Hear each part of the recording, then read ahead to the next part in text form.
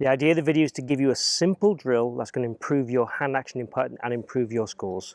All you need for this is a putter, some blue tack and a T-peg, and it will help your hand action through the putting no end. Okay then, so the drill and how we use it. As I said in the introduction, I've got a T-peg blue tacked on top of my putter. And the idea with this blue tack T-peg is, or T rather, is that when we take our setup, it has a distance away from my forearms. So you'll see here on the camera footage that the T-peg is probably about 5 millimeters away from my right forearm and a couple of millimeters away from my left forearm. And the idea of this, basically, if I do a good stroke, that T-peg will never come into contact with my forearms whatsoever. However, if I let my right hand flick, that T-peg hits my right forearm pretty much straight away. So I get the sensory feedback if I do an incorrect stroke from this T straight away. And that's the whole thing I like about this. I love drills and obstacles and constraints that give you feedback when you do things incorrectly. Not necessarily give you feedback when you do things correct, because if you do things correct, you can go ahead and make strokes and you get nothing that interferes with you, and that's absolutely great. Now, something like this, as I said, if I give it too much of a lean forward, the T-peg sticks into my left forearm. If I give it too much right hand, into my right forearm. So I'm looking for it to stay pretty constant gap throughout the whole stroke. Now, in an ideal world, a setup, what I'm going to do is set up with this shaft ever so slightly leaning forward. Now, this takes a certain amount of loft off the club at address. Now, what we want when we're putting is about 1 degree of loft at contact, and that gives us the required roll that we'd like in a putt.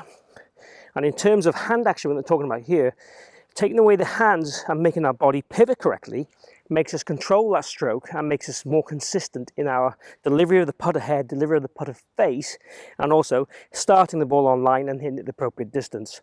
So it does a lot for us. So let's have a go at this drill.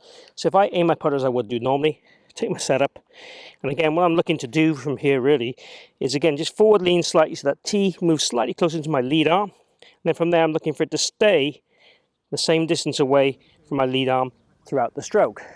Now, you can take it on board that you set yourself up at the station and you get your start line absolutely matched as well, because I might have been aiming there slightly incorrectly. But all I'm after really here is the feedback. I'm trying to get that pivot correctly with my arms each and every time. So no feedback there from the T-peg at all. It didn't hit my arms. Let me hit a putt that would be an incorrect stroke for you to have a look at.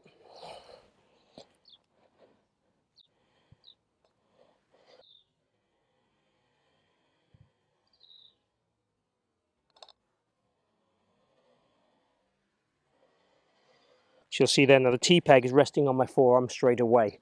So that feedback is vital for me as a golfer to know what happened in my stroke and then what I need to do to change it to give a more consistency of my club face control through impact. Have a go at this drill, get yourself a T-peg. It's only going to cost you a little bit of blue tack.